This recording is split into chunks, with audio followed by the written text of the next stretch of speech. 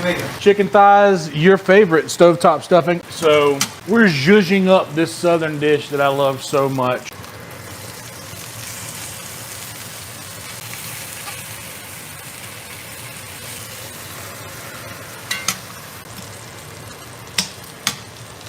This is totally a redneck meal, but we're fancying it up by using chicken broth in place of water for the stovetop stuffing. Let's swap places. You hear that nice, this spot in the center has been begging for something to cook other than this guy over here.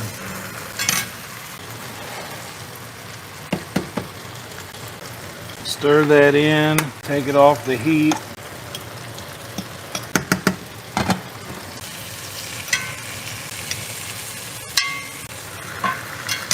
Here in a second, I'm going to start pulling apart most of the chicken that's in here right now to go in there with that.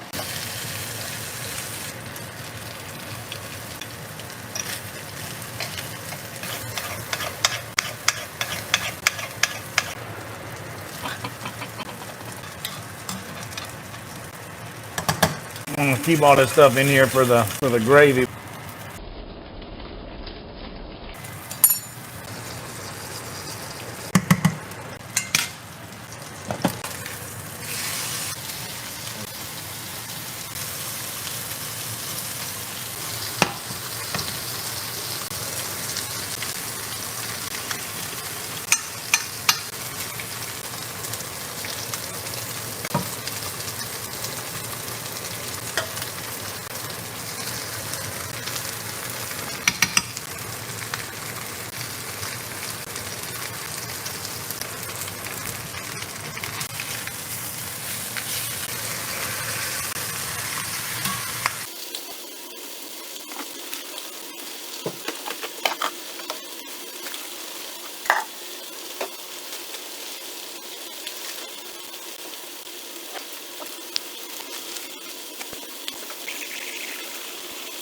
This is the piece I wanted for myself.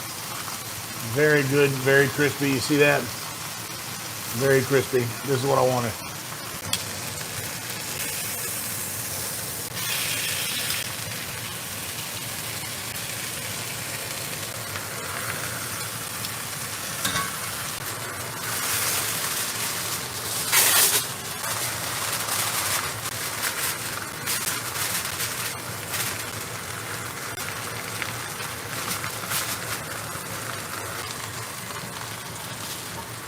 .400 degrees.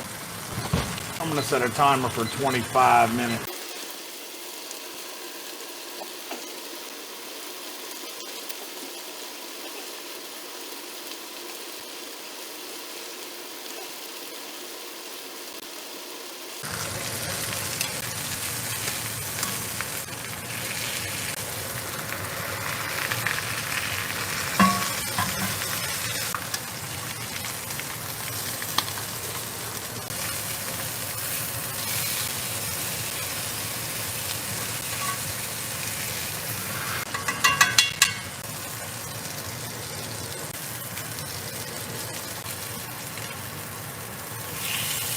Oh yeah, that's what we're looking for. All right.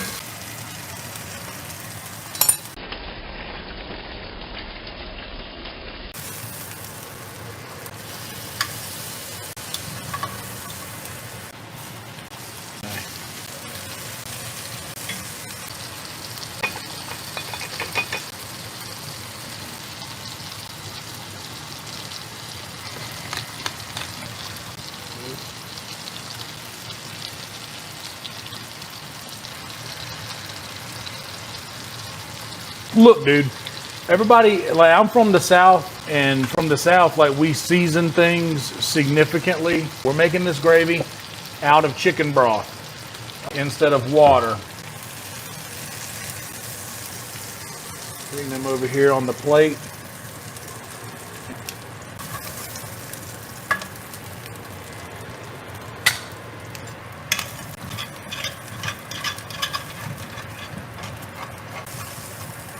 Trying not to burn myself, but this is gravy, you're gonna burn yourself, you're gonna get some heat going. I want a little bit more fat, so a knob of butter should do.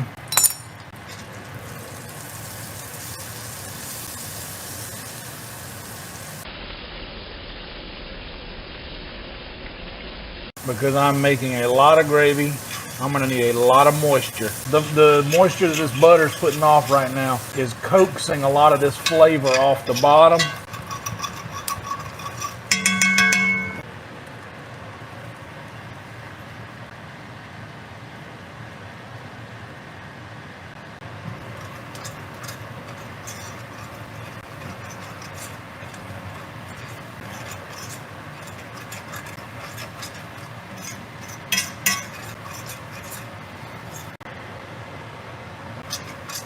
That might be enough. I want to make a lot of gravy. I'm gonna go ahead and use it all. You don't have to use it all. I'm choosing to.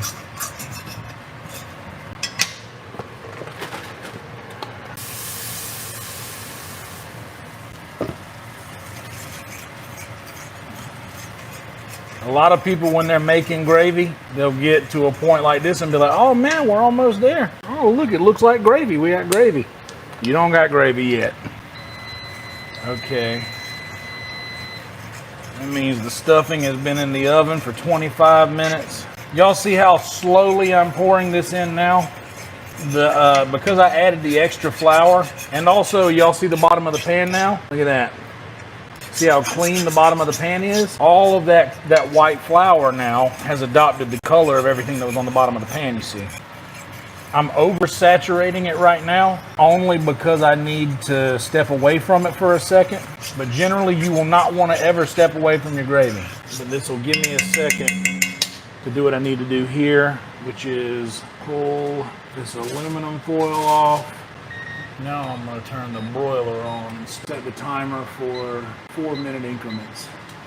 All right, now you see the bubbling. This is still too thick. We're not ready for that yet. We still have a ways to go, many miles before we rest. So I'm going to amp up now that I've got a good gauge of exactly how thick this is after you leave it for a second. You see how it ripples comfortably, like it's all liquid basically? For me, the way I make gravy, I want it to get to this point right here and come back from this point a couple times. This is going to be a lot of gravy that we're making because I want to have ample gravy for the rice. I want to have ample gravy for the stuffing as well. You guys see the bubbling starting to occur in the gravy. I'm going to let it do that for just a second to cook off some of the liquid in it. And the next time you guys see me stir it, it will be noticeably thicker. The ripples will be tighter. They won't move as freely like liquid does. And it'll start to look a little bit more like gravy, after which point I may add a little bit more chicken broth. You have to let your food tell you when it's ready.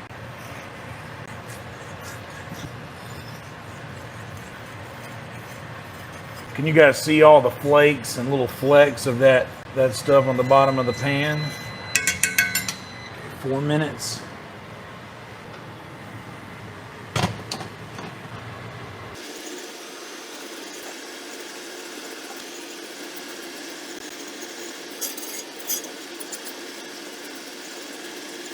I'm just going to add a little bit more broth. Now that rippling effect is a little bit more fluid. This is the process that I make my gravy. Every batch of gravy is a fingerprint. So now it's getting to a consistency that I like. You have to kind of, and I cook a lot of gravy, so I kind of can tell when it needs what. Like I've probably added broth twice to where a lot of people would have just omitted that. I don't know why. This has just been process of elimination over however many years I've been making gravy. I've found the more often you introduce liquid in a smaller amount, ends up yielding you a more flavorful and cohesive gravy. There's a word that you don't get to say a lot when you're talking about gravy. So there's a difference in the thickness. So this thickness I was feeling just then was because it was more aerated. Basically the molecules are enlarged, they feel more bubbly. So that's not what I was feeling earlier. I was feeling more resistance to the paste that we had created. So I think I might be good on the amount of liquid that we've got in there. And I'm a wild man, guys. I'm going to put this back in here for 2 minutes.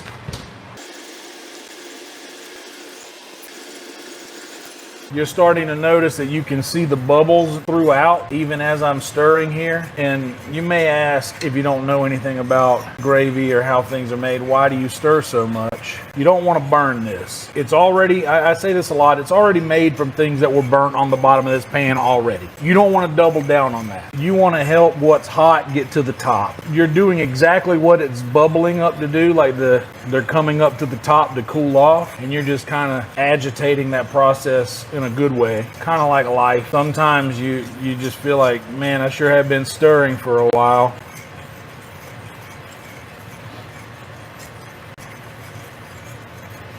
You end up getting rewarded with some delicious gravy at the end.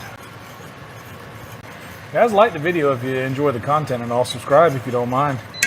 Okay, that's our 2 minutes. I'm a wild man for this. Ooh, come on. Yeah. Yeah, I'm liking that. Back to our gravy. Yeah, that's what I want right there. I'm happy with this.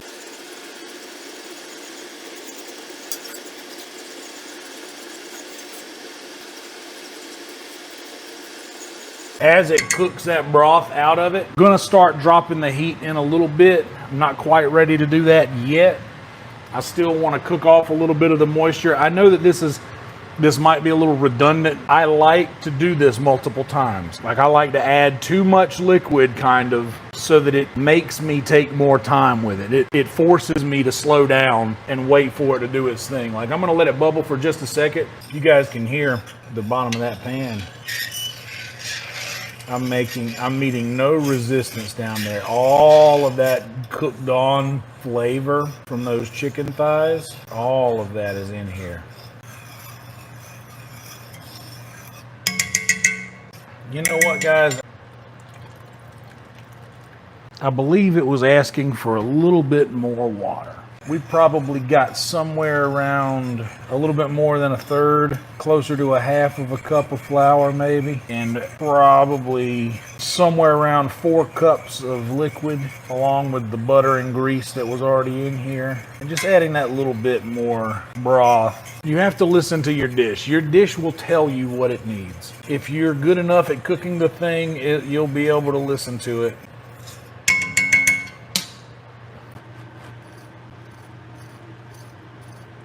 Hear that? That's what we was looking for right there. Now you get to the point of stirring the bubbles out of it. You really want to stir the bubbles out of this. I always say, this is the heat. I haven't dropped the heat yet.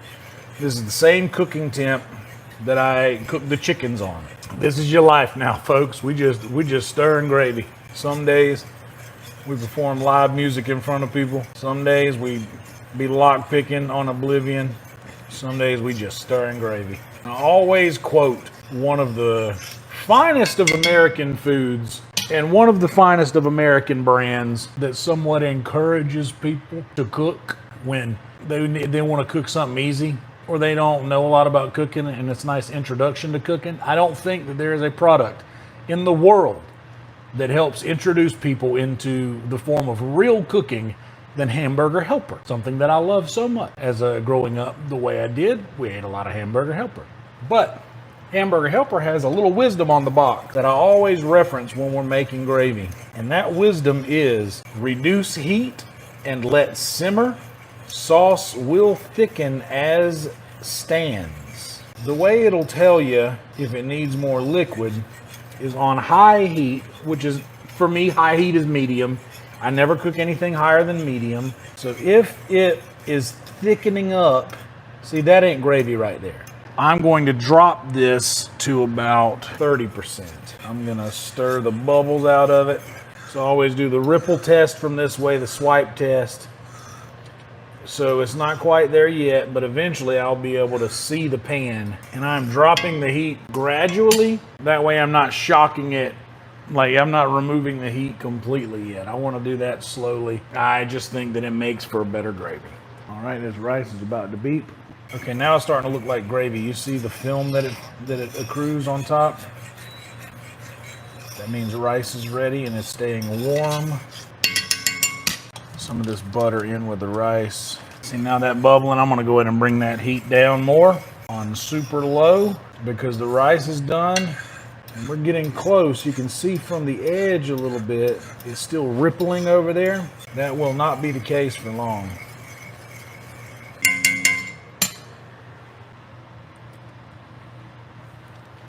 Because there's no rules in this restaurant. I cook this with my bare hand.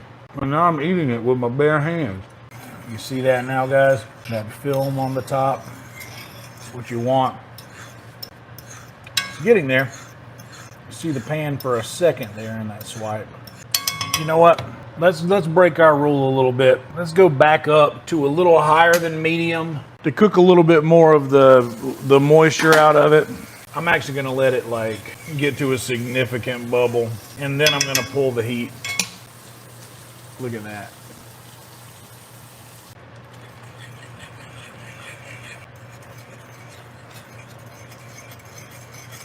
It feels like it's thickening up in a way that I want it to. You hear that? That's exactly what I wanted from this. All right. Now we'll bring the heat back down to that low.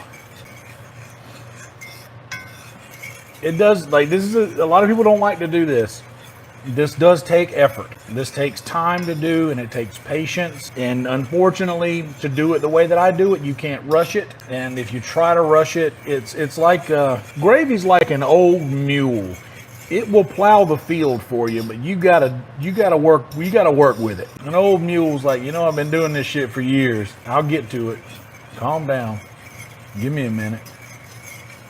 I'm hot. I'm cold. I need more heat. I need more liquid. I think I've stirred the bubbles out of it.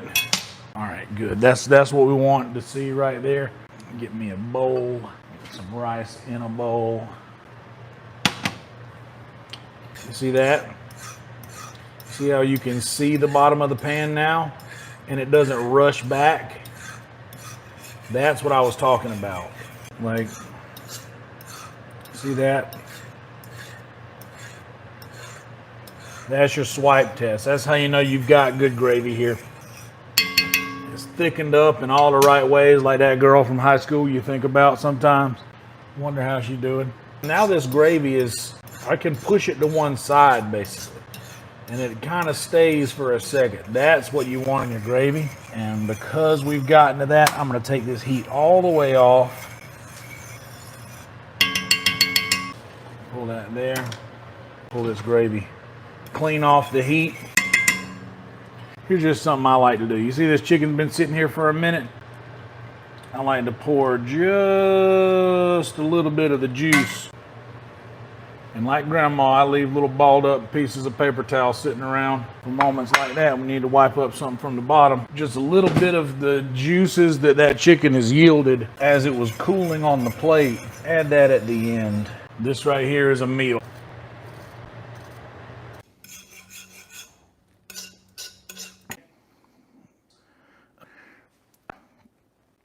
So yeah, we got chicken thighs, stuffing, and rice and gravy. Nice little portion. Here's the dressing. And look at the texture around the edges of the dressing there. You know what? Who am I kidding? I make the rules here, damn it. Couple thighs here. How do we do this? Well, there's only one way. We get a big scoop of gravy.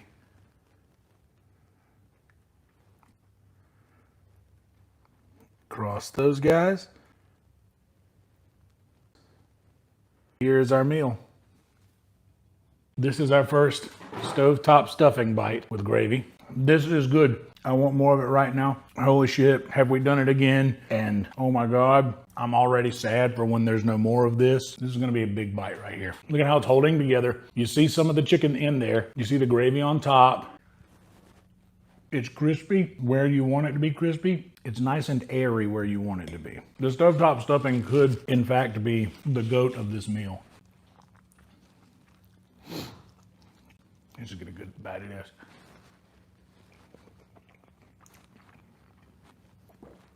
Y'all hush. Y'all better hush. Listen. This dish is like Quentin Tarantino's entire collection, because after every single one of them, you think this one might be the best. Holy shit, guys. I really can't believe how good this is. We got a piece of you see that piece of chicken thigh? That chicken thigh got cooked in with all the gravy. This bite is going to be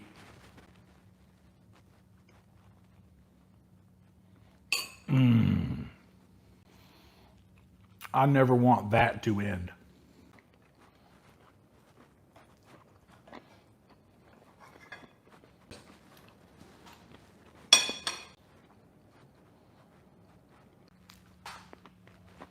The thighs are good. They always come out good. I like to cook them until they get a little burnt on the outside, on the edge. Like this right here. Like, see, this isn't burnt. That's just flavor in there. Like the video if you wish you could take this bite right here.